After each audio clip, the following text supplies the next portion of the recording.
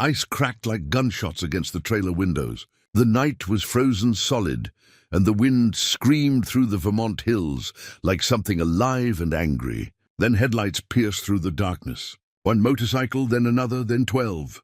Engines thundered outside his fragile home.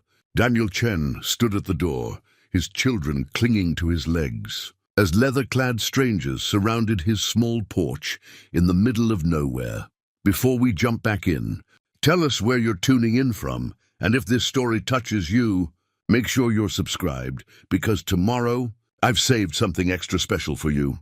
Daniel Chen was 32 years old, but he looked older. Grief and struggle had carved lines into his face that didn't belong to a man his age. He was a single father to 2 small children, Emma, 7 years old with her mother's dark eyes, and Caleb, just 4, who still asked when Mommy was coming home. Rebecca had died 2 years ago. Cancer, swift and merciless. It took her in 6 months, draining their savings, their hope, and finally, her life. Danny had been a machine operator at the textile mill, decent pay, benefits, a future. But when Rebecca got sick, he missed shifts to care for her. Then more shifts. Eventually, the mill let him go. Budget cuts, they said, but everyone knew the truth. Now he survived on odd jobs, shoveling driveways, stacking firewood, fixing fences for farmers who paid him in cash and sympathy. They lived in a rented, single-wide trailer on the edge of Burlington, Vermont, where the cold came early and stayed late. The heater worked on good days. On bad days, Danny piled blankets on the kids and prayed the propane would last. Tonight was the worst kind of night.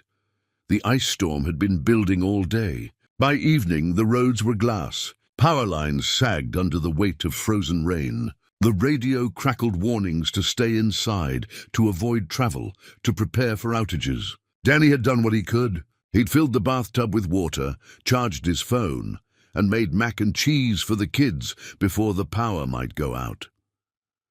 Emma sat on the worn couch, coloring by flashlight.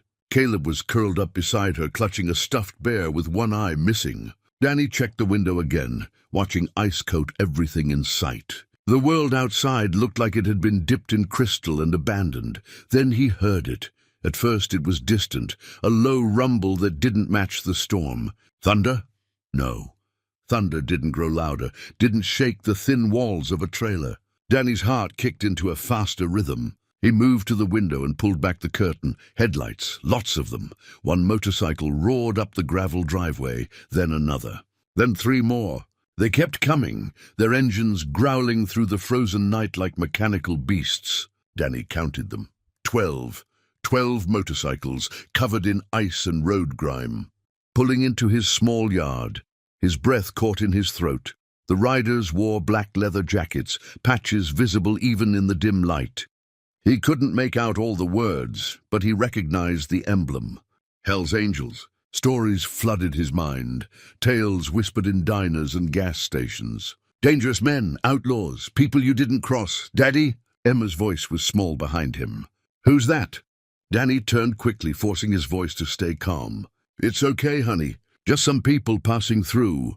But his hands were shaking, the engines cut off one by one, leaving only the howl of wind and the crack of ice. Boots hit the frozen ground. Voices murmured low. Shadows moved toward his door. Danny's mind raced. Should he lock it? Pretend no one was home? Call someone? But his phone had 1 bar of signal, and who would come out in this storm anyway? 3 heavy knocks rattled the thin aluminum door. Emma gasped. Caleb started to cry softly. Danny's heart hammered in his chest. He stepped toward the door, every instinct screaming at him to protect his kids. He cleared his throat. Who is it? His voice came out rougher than he intended. A deep voice answered from the other side. Sir, we don't mean any trouble. Roads are completely iced over. We're freezing out here. Is there any chance we could come inside? Just till morning. Danny froze. The voice wasn't threatening. It was tired, desperate even. He glanced back at his children. Emma held Caleb close, her eyes wide with fear. The trailer was barely big enough for the 3 of them. How could he fit 12 grown men inside? But then another gust of wind rattled the walls, and he heard one of the men outside cough, a deep rattling sound. He thought of Rebecca, of the winter she got pneumonia before the cancer diagnosis. He thought of the night they'd been stranded on Route 7 and a stranger had pulled over. A trucker who didn't have to stop but did. Danny closed his eyes and made a choice. He unlocked the door and pulled it open. Cold air rushed in, and so did the sight of 12 massive figures standing on his tiny porch. Their faces were hidden beneath scarves and frost-coated beards. Ice clung to their jackets. They looked like something out of a nightmare, but the man at the front pulled down his scarf, revealing a weathered face with kind, exhausted eyes. "Name's Vincent," he said quietly. "Vincent Russo. We got caught in the storm coming back from a funeral up north. We just need a place to wait it out. We won't cause any trouble. I give you my word." Danny studied him. The patch on his jacket read, "Hell's Angels, Vermont Chapter." His beard was streaked with grey. Behind him, the others stood silent, their breath rising in clouds. Danny looked at his kids one more time. Then he stepped aside. "Get inside before you freeze to death," he said. One by one, the bikers entered, stomping ice from their boots. The small trailer suddenly felt impossibly full. Leather and cold and the smell of gasoline filled the air. Emma pulled Caleb onto her lap, both of them staring wide-eyed at the strangers now filling their living room. Vincent nodded at Danny, respect clear in his eyes. "Thank you," he said simply. Danny closed the door, sealing the storm outside and sealing his fate for the night. The trailer had never felt this small. 12 men filled the space like giants in a dollhouse. Their leather jackets dripped melting ice onto Danny's worn linoleum floor. The air grew thick with the smell of cold leather, gasoline, and wet denim. Emma and Caleb pressed themselves into the corner of the couch, eyes wide as moons. Danny stood near the kitchenette, his body positioned between the bikers and his children. His heart still hammered, but he forced himself to breathe steadily. Vincent noticed immediately. "Hey," Vincent said, his voice low and careful. "I know this looks like a lot, but I promise you we're just cold and tired. Nobody here is going to hurt you or your kids." Danny nodded stiffly, not trusting his voice yet. The bikers shuffled awkwardly, trying to make themselves smaller. One man, built like a boulder with a thick black beard, ducked his head to avoid hitting the ceiling. Another pulled off his gloves, revealing fingers that were bright red, nearly purple from the cold. "Jesus, Deke," one of the older bikers muttered. "You should have worn better gloves." The younger man, Deke, shrugged. "Left 'em at the last stop. Didn't think we'd be riding through hell itself." Danny's protective instincts warred with something else, something he hadn't expected. Sympathy. These men looked rough, yes, but they also looked human, cold, exhausted, almost vulnerable. He cleared his throat. "I'll get some towels. You guys can dry off." Vincent's expression softened. "Appreciate it." Danny moved to the narrow hallway, pulling worn towels from the closet. His hands still shook slightly as he handed them out. The bikers took them with quiet murmurs of thanks, rubbing their faces and hands. Emma whispered something to Caleb. Danny caught his daughter's eye. "It's okay, sweetheart," he said softly. "They're just waiting out the storm." One of the bikers, an older man with silver hair and deep-set eyes, noticed the kids. He smiled gently, the kind of smile that transformed his weathered face. "Hey there, little ones. What are your names?" Emma hesitated, then whispered, "Emma, and this is Caleb." "Beautiful names," the man said. "I'm Ramon. I've got grandkids about your age back in Massachusetts." Caleb peeked out from behind his sister. "You do?" Ramon nodded. "3 of them. 2 boys and a girl. She's got dark hair just like yours, Emma." The tension in the room eased, just a fraction. Danny watched this exchange, something tight in his chest loosening. Maybe, just maybe, this wouldn't be the disaster he'd feared. Vincent surveyed the cramped space. "We'll make ourselves as small as possible. Some of us can sit on the floor, whatever works." "I don't have much," Danny admitted. "But I can make coffee. It's instant, but it's hot." "That'd be perfect," Vincent said. Danny moved to the kitchenette, filling his dented kettle with water. The propane stove clicked and hissed to life. As the water heated, he became aware of the bikers arranging themselves throughout the trailer. They moved with surprising care, avoiding the kids' toys scattered on the floor, speaking in low voices so as not to disturb the children. Deke, The younger one with the frost-bitten fingers sat near the door. He pulled off his wet jacket, revealing a black t-shirt underneath. His arms were covered in tattoos, intricate designs that snaked up to his neck. But his face, despite the ink and the rough edges, looked young, maybe 25 at most. Danny caught him looking at Emma's coloring book, which had fallen near his boot. Deke picked it up carefully and held it out to her. "You dropped this?" he asked gently. Emma nodded, slowly reaching out to take it. "Thank you. What are you drawing?" Deke asked. Emma showed him a picture of a house with a bright yellow sun. "It's our house, but not this one. The one we used to have." Something flickered in Deke's eyes. Understanding, loss, maybe. "It's real pretty," he said quietly. Danny poured boiling water into mugs, stirring in instant coffee. The smell filled the small space. He handed them out, watching as these rough men wrapped their hands around the cheap mugs like they were holding treasure. "Sorry it's not much," Danny said. Vincent shook his head. "It's everything right now. You have no idea." As the bikers sipped their coffee, the ice storm continued its assault outside. The wind howled. Ice pelted the metal roof like 1,000 tiny hammers. Inside, though, something unexpected was happening. The trailer began to warm, not just from body heat, but from something else. Humanity, maybe. One of the bikers noticed the kids shivering despite their blankets. "You got heat in this place?" he asked Danny, concern clear in his voice. "Propane heater." "But I'm trying to stretch what's left," Danny admitted. "It's expensive." Without a word, Vincent reached into his jacket and pulled out a worn wallet. He extracted 2 $50 bills and held them out. "Take it, turn the heat up." "For the kids," Danny stepped back. "I can't." "You opened your door to strangers in the middle of an ice storm," Vincent interrupted firmly. "You're giving us shelter. Let us help with the heat, please." Danny hesitated, pride and desperation warring inside him. Then he thought of Emma and Caleb, shivering under thin blankets. He took the money with a shaky hand. "Thank you." He adjusted the heater and soon warm air began to flow. Caleb stopped shivering. Emma pulled her blanket down from around her shoulders. The bikers settled in, some sitting on the floor with their backs against the walls, others in the few chairs Danny had.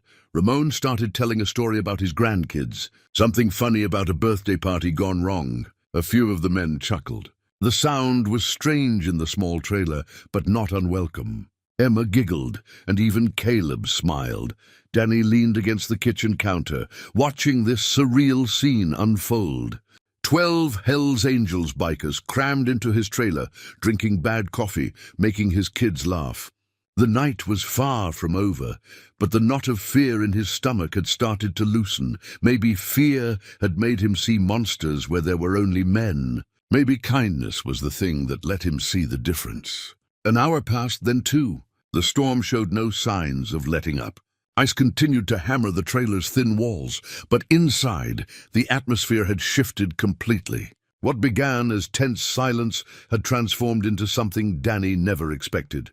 Conversation.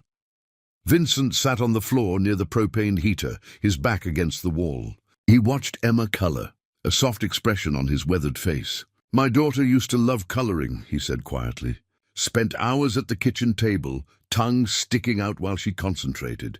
Danny looked up from where he was sitting. "Used to?" Vincent's jaw tightened. "She's grown now, 28, lives in Colorado. We don't talk much anymore." He paused, staring into his coffee mug. "I wasn't around enough when she was little. Too busy with the club, too busy trying to be someone I thought mattered. By the time I figured out what really mattered, she'd already decided I wasn't worth her time." The pain in his voice was raw, unmistakable. Danny recognized it. He'd heard that same tone in his own voice when he talked about Rebecca. "I'm sorry," Danny said. Vincent shrugged, but his eyes betrayed him. "We make our choices. Sometimes we gotta live with them." He looked at Danny. "But you're doing it right. Your kids, they look at you like you hung the moon. That's worth more than anything." Danny's throat tightened. "Some days I feel like I'm failing them. Can't give them what they need. Can't even keep the heat on without help." "You're here," Vincent said firmly. "You're present." That's what they'll remember, not the size of the house or whether the heat worked perfectly. They'll remember you were there. Across the room, Deke had somehow ended up on the floor with Caleb, building a tower out of blocks. The little boy's earlier fear had completely vanished. He giggled every time the tower fell, and Deke would dramatically pretend to be devastated, making Caleb laugh even harder. "You're good with kids," Danny observed. Deke glanced up, a slight flush creeping into his cheeks. "Got a little brother. He's 10 now. Lives with my mum in Portland." He stacked another block carefully. "I send money when I can. Try to visit, but—" He trailed off. "But the patch makes it complicated," Ramon finished from across the room. Deke nodded. "Yeah, Mom's not thrilled about the life I chose. Can't say I blame her. Why'd you choose it?" Danny asked, genuine curiosity replacing his earlier fear. Deke was quiet for a moment, helping Caleb place another block. "I was lost," he finally said. 18, angry at the world, no direction. The club gave me brotherhood, purpose, a family when mine didn't know what to do with me." He looked at Danny. "People see the patch and think we're all criminals. Some guys have done time, yeah, made mistakes. But most of us, we're just looking for somewhere to belong." Emma had been listening quietly. She looked up from her coloring. "Do you have a family?" she asked Deke. "The club's my family now," Deke said gently. "But yeah, I've got people who love me. Like you got your dad." Emma considered this, then went back to coloring. Danny felt something shift in his chest. These weren't the monsters from the stories. They were broken men, searching men, men carrying their own grief and regret. "Anyone hungry?" Danny asked suddenly. "I don't have much, but I can make something." "You don't have to do that," Vincent said. "I know," Danny replied. "But you're here and it's nearly midnight and I'm guessing none of you ate dinner." The bikers exchanged glances. Ramon grinned. "I could eat." Danny moved to the tiny kitchen and assessed his options. It wasn't much. A box of pasta, some canned tomatoes, half an onion and a few hot dogs he'd been saving. He started boiling water, dicing the onion and hot dogs, creating a makeshift pasta dish that Rebecca used to make when money was tight. As he cooked, the bikers talked among themselves. Stories emerged, carefully edited for the children's ears, but real nonetheless. Ramon talked about his years on the road, the places he'd seen. Another biker, a quiet man named Carl, mentioned his job as a welder. "Club's not all we are," he said. "Most of us work regular jobs, pay taxes, try to be decent. Then why the reputation?" Danny asked, stirring the pasta. Vincent answered, "Some of it's earned. We're not saints. We've got guys who've made bad choices, but some of it, people see what they want to see. Easier to call us outlaws than to admit we're just as human as everyone else." Danny served the pasta in mismatched bowls, stretching it as far as it would go. The portions were small, but the bikers ate like it was a 5-star meal. Emma and Caleb sat on the couch, eating carefully, occasionally glancing at their unexpected guests. "This is really good," Deke said, sounding surprised. Danny smiled. "My wife's recipe. She could make something out of nothing." "She sounds like she was special," Vincent said quietly. "She was." Danny's voice caught. 2 years gone, and some days it feels like yesterday." The room fell silent except for the scrape of spoons against bowls. Then Ramon spoke, his voice gentle. "My wife died 5 years ago. Heart attack. Came out of nowhere." He looked at Danny with understanding eyes. "It doesn't get easier exactly, but it gets different. You learn to carry it." Danny nodded, unable to speak past the lump in his throat. After the meal, Emma yawned and Caleb's eyes were drooping. Danny gathered them up. "Bedtime, guys." "But the storm," Emma protested sleepily. "I know, sweetheart. But these gentlemen will make sure we're safe." Vincent stood. "You have my word on that." Danny carried Caleb to the small bedroom, Emma trailing behind. He tucked them both into bed, kissing their foreheads. When he returned to the living room, he found the bikers had cleaned up, washing dishes in his tiny sink. "You didn't have to do that," Danny said. "Yes, we did," Vincent replied simply. As the night deepened, the men settled in for sleep. Some dozed sitting up, others stretched out on the floor. Danny sat in his worn recliner, unable to sleep, watching over them all. The storm still raged outside, but inside his trailer, something remarkable had happened. Fear had been replaced by trust. Strangers had become something like friends. And Danny Chen, who had felt so alone for so long, suddenly felt less isolated than he had in 2 years. Preparing and narrating this story took us a lot of time, so if you are enjoying it, subscribe to our channel. It means a lot to us. Now back to the story.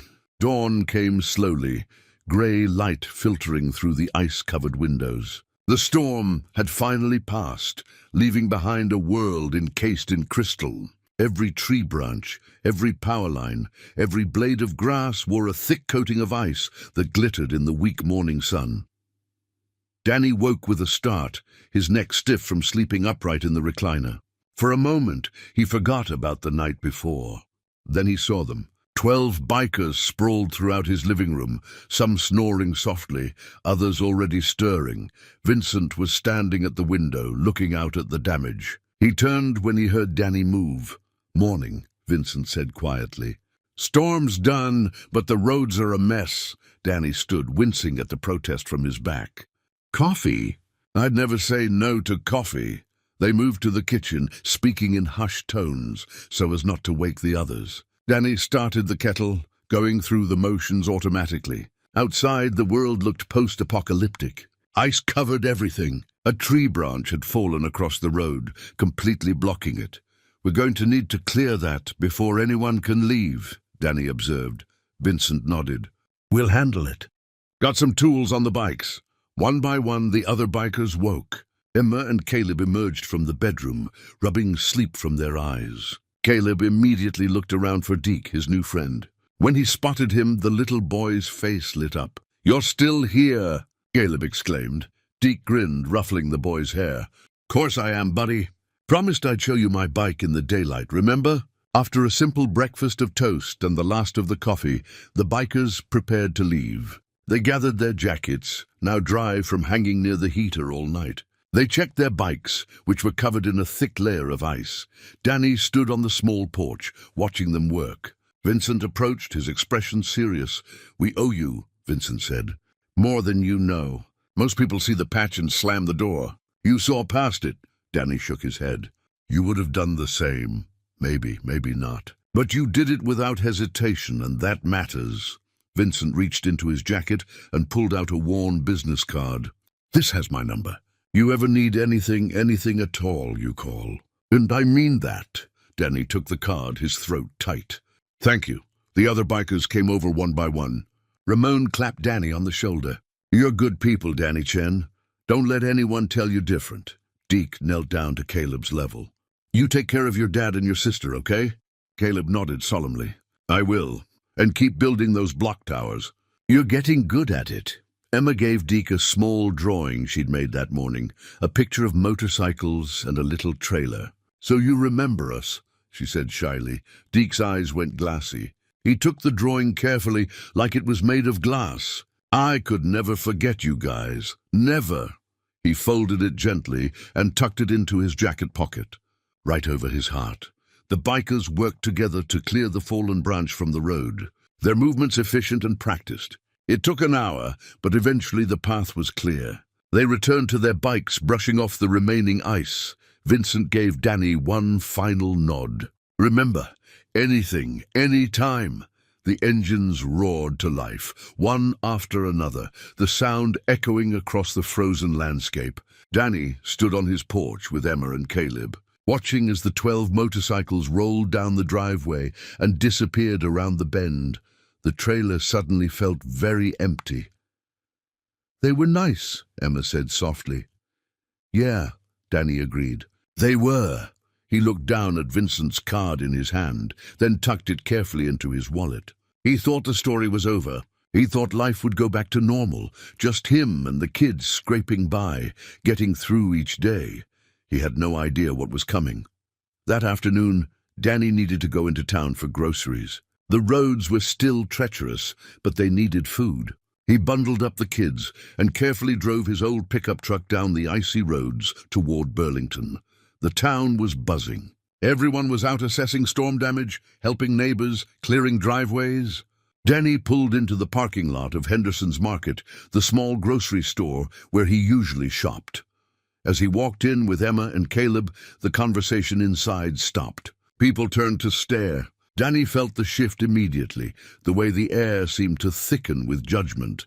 Mrs. Patricia Walters, his neighbor from 2 trailers down, stood near the produce section. Her lips pressed into a thin line when she saw him.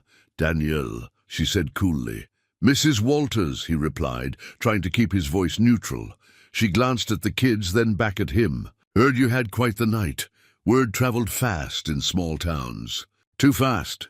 Just helped some people stuck in the storm," Danny said carefully. "Some people," she repeated, her voice dripping with disapproval. "I heard it was Hell's Angels, a dozen of them, in your home, with your children." Other shoppers were listening now, pretending to examine produce while clearly eavesdropping. Danny's jaw tightened. They needed shelter. The roads were closed. What was I supposed to do? Let them freeze? "You were supposed to protect your children," Mrs. Walters snapped.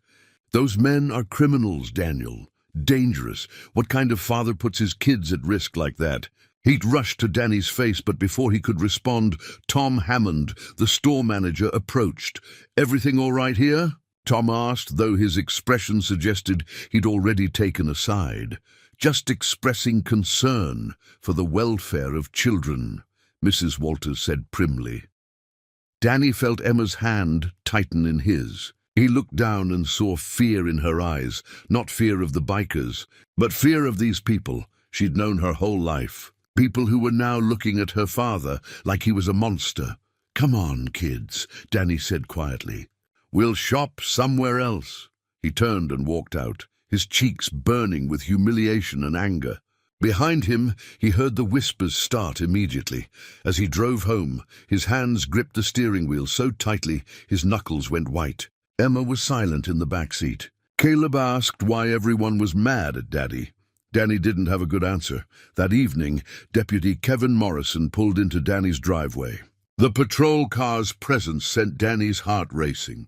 He stepped outside before the deputy could knock. "Deputy Morrison," Danny said carefully. "Danny." Morrison removed his hat, looking uncomfortable. "Got a few calls today. Concerned citizens. Said you sheltered some Hell's Angels during the storm?" "I did," Danny said flatly. "They were caught in the ice storm. Would have died out there." Morrison shifted his weight. "Look, I know you've had it rough since Rebecca passed, but people are worried. Those guys, they've got records. Some of them have done serious time. They didn't hurt anyone," Danny said, his voice tight. "They were respectful. They helped with the heat, cleaned up after themselves, and left peacefully this morning." "I believe you," Morrison said.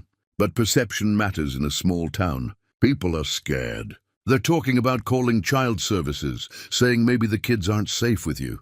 Danny's blood ran cold. "What? I'm not saying I agree," Morrison added quickly. "I'm just warning you. Be careful. Keep your head down. Let this blow over."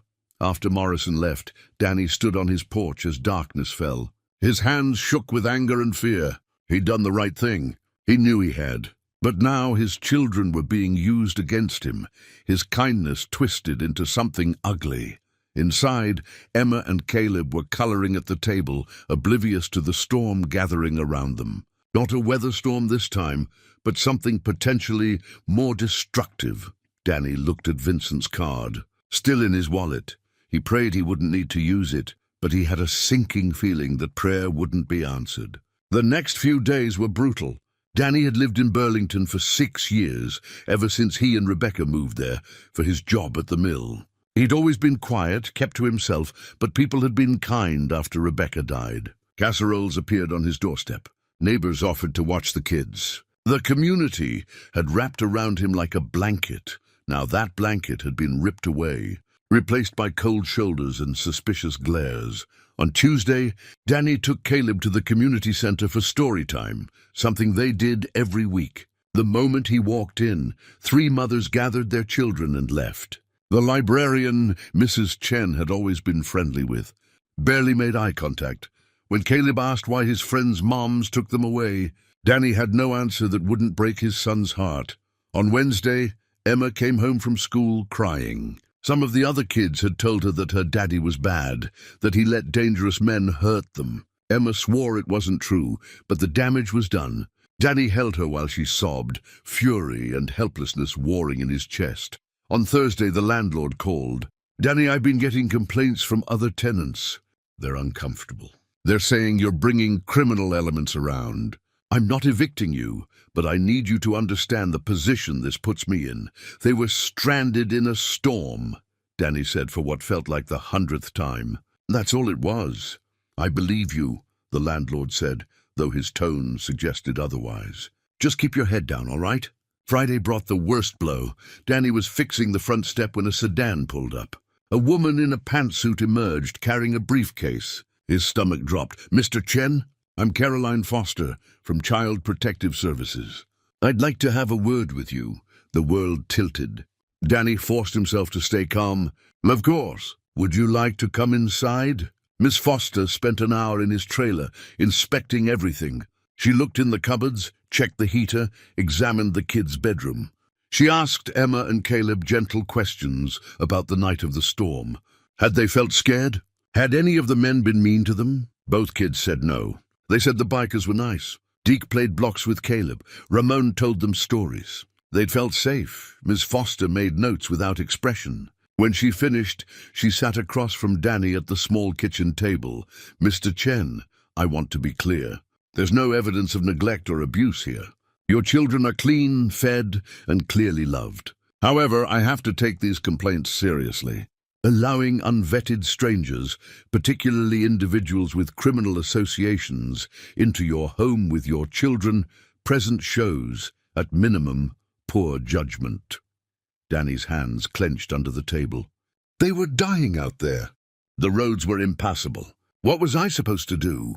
"I understand the difficult position you were in," Miss Foster said, her tone softening slightly. "But you have to understand how this looks. You're a single father struggling financially. You let a dozen members of a known motorcycle club into your home. People are concerned. People are judgmental," Danny said bitterly. Miss Foster didn't disagree. "I'm going to close this case. But Mr. Chen, any future complaints, any at all, and I'll have to open a formal investigation. Do you understand?" Danny nodded, not trusting his voice. After she left, Danny sat at his table with his head in his hands. He'd done nothing wrong. He'd shown mercy to people in need. And now he was being punished for it, his fitness as a father questioned, his children traumatized by the community's reaction. He thought of Rebecca. What would she say? He knew. She'd tell him he did the right thing. She'd tell him to stand tall. But Rebecca wasn't here, and Danny had never felt more alone. That evening, Pastor Williams from the community church stopped by. Danny hadn't been to church since Rebecca's funeral, but the pastor had always been kind. "Danny," Pastor Williams said gently, "I heard about what happened. About the visit from CPS? Did you come to lecture me too?" Danny asked, his voice hollow. "No, I came to tell you that I think you did a Christ-like thing. You showed compassion to strangers. You gave shelter to people everyone else had written off." He paused. "But I also came to tell you that the church council is concerned. Some members are uncomfortable. They've asked that you not attend services for a while. Just until things settle down." The words hit Danny like a physical blow. Even the church was turning its back on him. "I see," Danny managed. Pastor Williams looked genuinely pained. "I argued against it, but I was outvoted. I'm sorry, Danny. I truly am." After the pastor left, Danny stood at his window watching nightfall. The trailer park was quiet, but he could feel eyes on him. Judgment pressed in from all sides. His phone rang. Unknown number. He almost didn't answer. "Hello? Danny? It's Vincent." Vincent Russo, from the other night. Danny's throat tightened. "Vincent, how did you get my number?" "You'd be surprised what we can find out when we need to."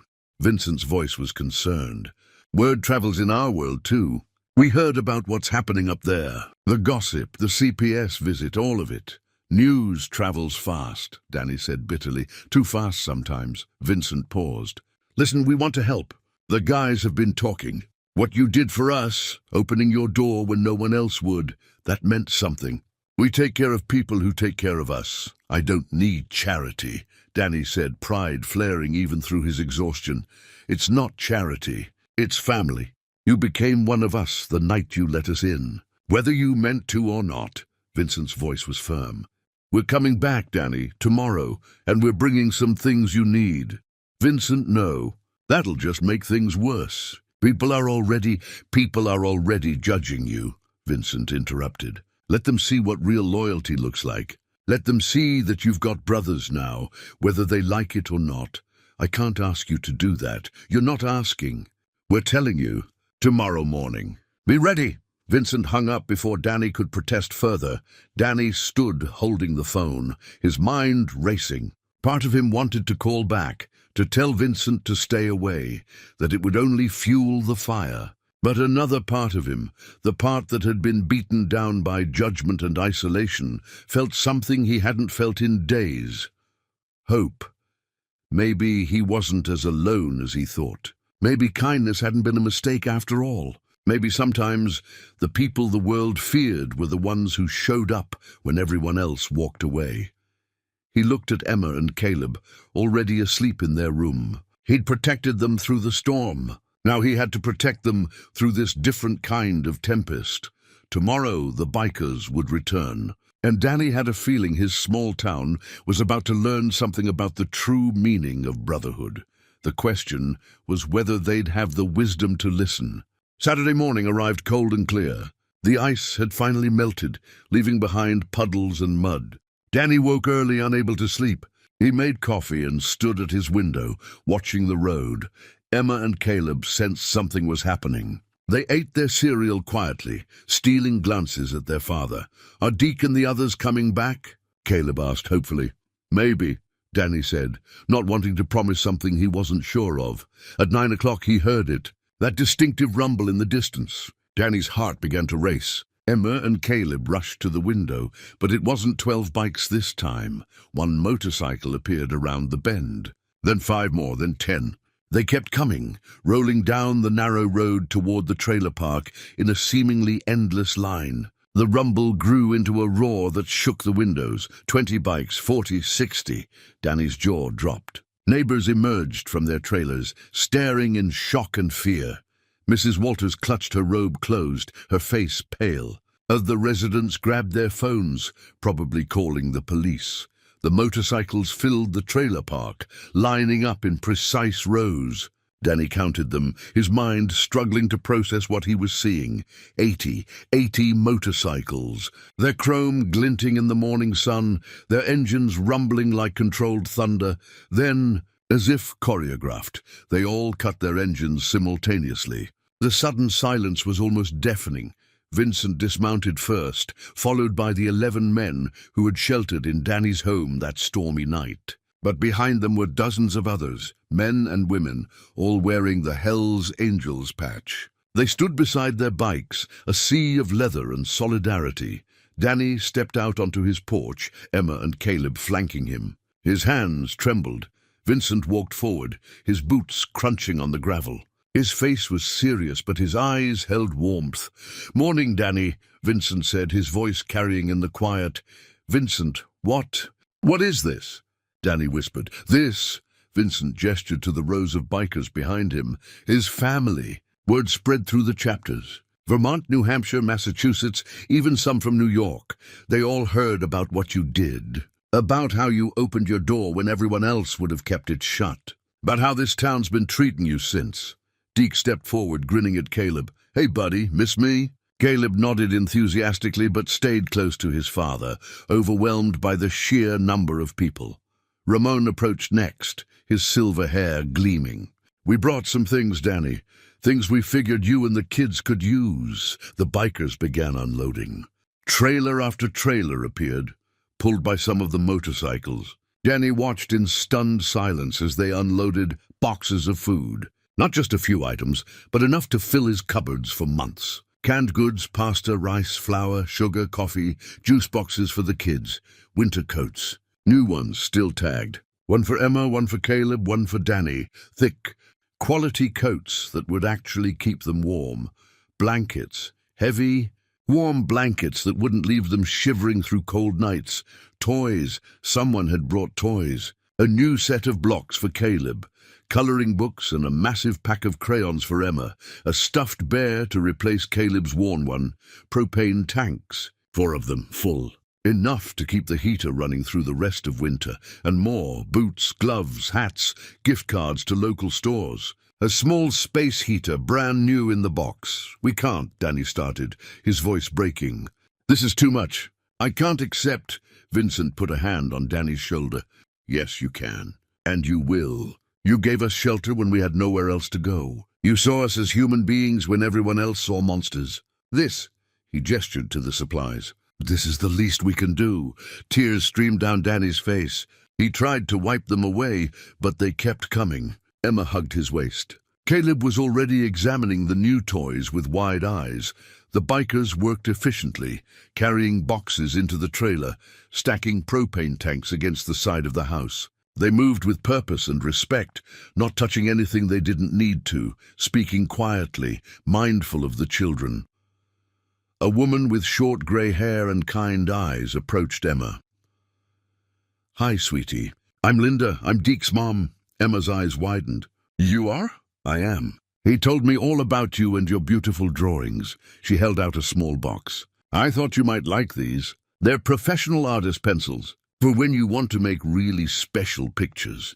Emma took the box reverently. "Thank you," she whispered. By now the entire trailer park had gathered to watch. Mrs. Walters stood frozen, her earlier self-righteousness replaced by confusion. Other neighbors whispered to each other. Deputy Morrison's patrol car appeared, lights off but present. Vincent noticed the crowd. He turned to face them, his voice carrying across the trailer park. "I know what you all think of us," he said. "I know the stories you've heard. Some of them are true. We're not perfect, but let me tell you about Danny Chen. This man, when 12 strangers showed up at his door in the middle of an ice storm, didn't see our patches. He didn't see criminals or outlaws. He saw human beings who needed help, and he helped us, even though it meant putting himself and his kids at risk. Even though he had almost nothing to give." Vincent's voice grew stronger. "And when we left grateful, we thought that was the end. Then we heard how you treated him, how you judged him, called CPS on him, turned your backs on him at church, at the store, everywhere. This good man, who showed more compassion in one night than most of you show in a lifetime." The crowd shifted uncomfortably. Mrs. Walters looked at the ground. "We came back," Vincent continued, "to show Danny that kindness matters, that when you treat people with dignity, you get it back tenfold. These 80 people rode from 4 states to be here today, not because we're trying to intimidate anyone, but because we take care of our own. And Danny Chen, he's one of ours now." Ramon stepped forward. "Any of you got a problem with Danny, you've got a problem with all of us. Any of you want to call CPS again, spread more gossip, make his kids cry at school? You answer to us. And I promise you, we're a lot more loyal than you've been." The crowd was silent. Some looked ashamed. Others still looked afraid. But nobody said a word. Deke knelt down in front of Emma and Caleb. "You two are brave kids. Your dad's a hero. Don't let anyone tell you different, okay?" Both children nodded. The bikers finished unloading. The trailers were unhitched, the supplies secured. Vincent shook Danny's hand, then pulled him into a brief, firm hug. "You need anything, you call. Day or night. We're 40 minutes away at most. Faster if we need to be." "I don't know what to say," Danny managed. "Don't say anything. Just keep being the man who opened that door. The world needs more of that." One by one, the bikers mounted their motorcycles. Engines roared to life again, the sound rolling across the trailer park like controlled thunder. They departed in formation, a river of chrome and leather flowing back down the road. The last to leave was Deke. He waved at Caleb, who waved back enthusiastically.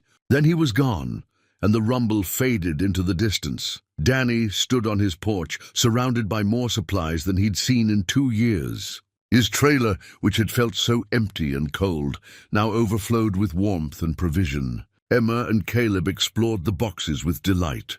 The neighbors slowly dispersed.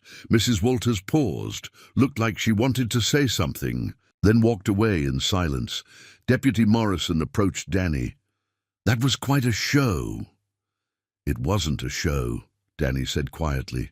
"It was family," Morrison nodded slowly. "I suppose it was." He tipped his hat. "I don't think you'll be getting any more complaints." As the deputy drove away, Danny sank onto his porch steps. He was exhausted, overwhelmed, and more grateful than he'd ever been in his life. Pastor Williams appeared at the edge of Danny's property. He walked forward slowly, his face etched with shame. "Danny, he started. "Save it," Danny said, but without anger. Just tired truth. "I know what you're going to say. But I learned something this week. Sometimes the people everyone fears are more righteous than the people in the pews." The pastor had no response to that. He simply nodded and walked away. That night, after the kids were in bed, Danny sat in his trailer surrounded by abundance. Warm blankets, full cupboards, new coats hanging by the door, the heater humming softly, powered by propane. He didn't have to worry about running out.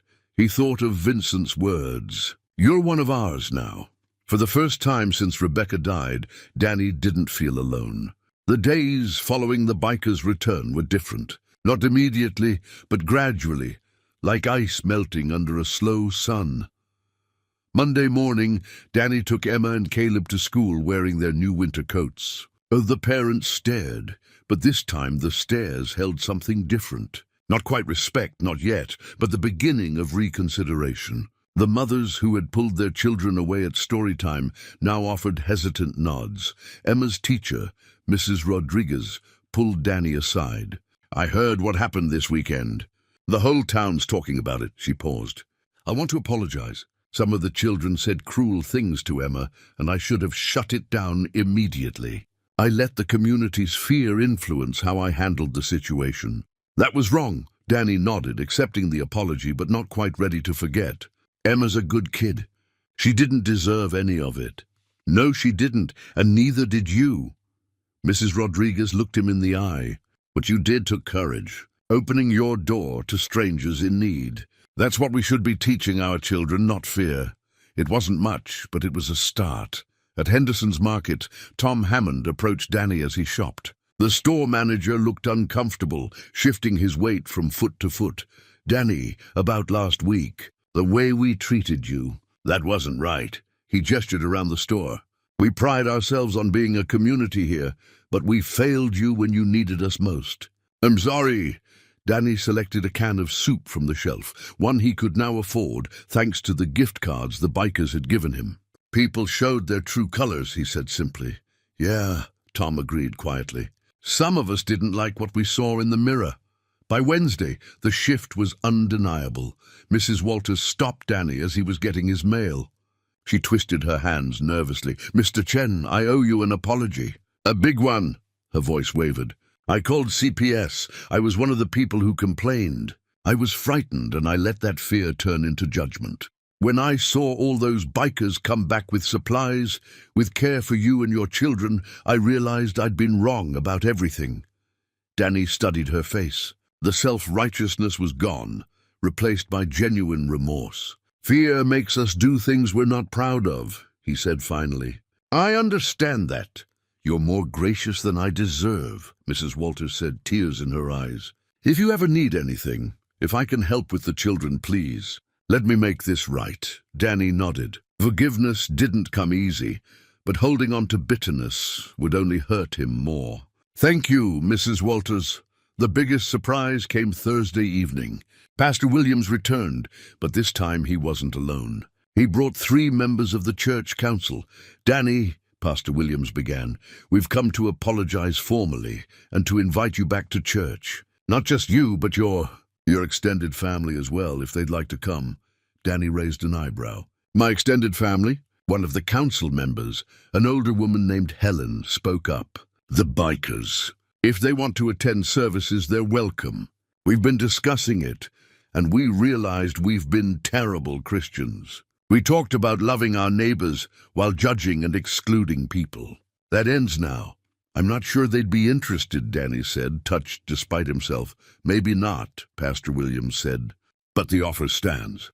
And more importantly, we want to do better. We're organizing a food drive for families struggling, like you've been struggling. We should have done it months ago. We're calling it the Good Samaritan Fund, if that's not too on the nose." Danny almost smiled. "It's a little on the nose." "Yeah," the pastor admitted.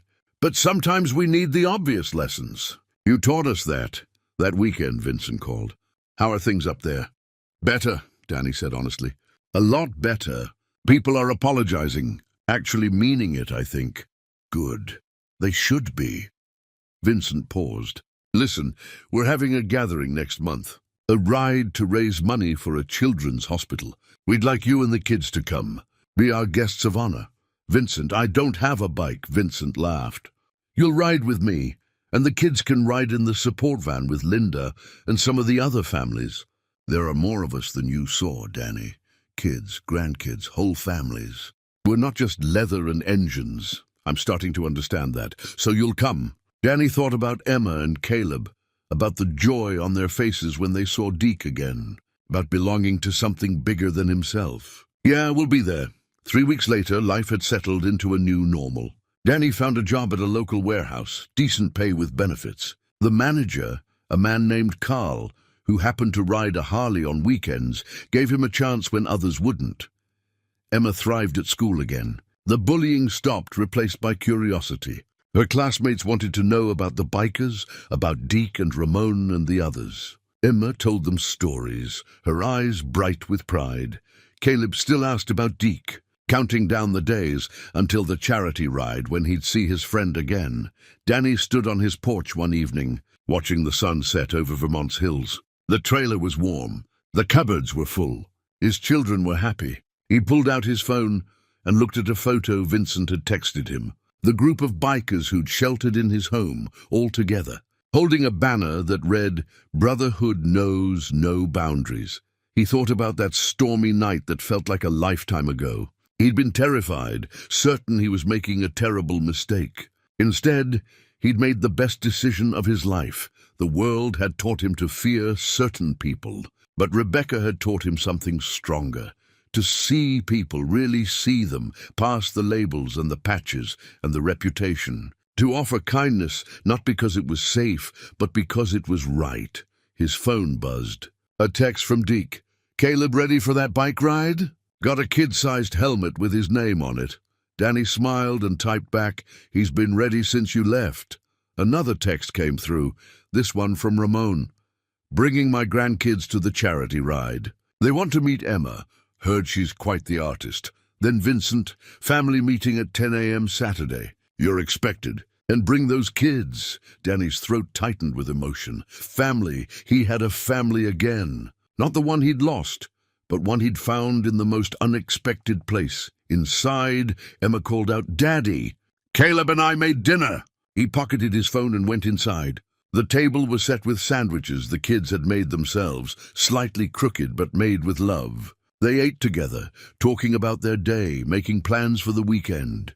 Later, after the kids were asleep, Danny sat in his chair and reflected on everything that had happened. The storm that had brought strangers to his door, the judgment that had followed, the overwhelming return of 80 bikers who'd shown him what loyalty really meant.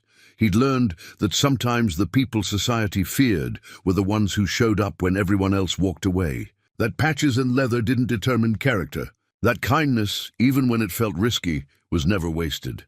Most importantly, he'd learned that family wasn't just about blood. It was about people who saw you at your worst and chose to stand beside you anyway. People who drove through 4 states to make sure you knew you weren't alone. Danny Chen had opened his door to 12 strangers in a storm, and in return, he'd received something he thought he'd lost forever: hope, belonging, and proof that compassion could change everything. The next morning he woke to find a package on his porch. No return address. Inside was a leather vest, sized for him, with a patch sewn on the back. Not the Hells Angels emblem, but something different. Honorary Brother, Vermont Chapter. A note was tucked inside, written in Vincent's rough handwriting. "You earned this the night you opened your door. Wear it or don't, but know what it means. You've got 80 brothers and sisters who will answer when you call." That's not charity. That's family. Danny held the vest, feeling the weight of it, the meaning behind it. He didn't know if he'd ever wear it, but he knew he'd keep it. A reminder that one act of kindness in a storm had created ripples he'd never expected. Sometimes the world tested you. Sometimes it asked you to choose between fear and compassion, between safety and humanity. Danny had chosen compassion, And the world had answered with a roar of engines and an outpouring of love that proved one undeniable truth. When you open your door to those in need, you don't just shelter them from the storm. You shelter yourself from the loneliness of a closed heart. And sometimes, the people everyone else fears become the family you never knew you needed. Up next, you've got two more standout stories right on your screen. If this one hit the mark, you won't want to pass these up. Just click and check them out. And don't forget to subscribe and turn on the notification bell so you don't miss any upload from us.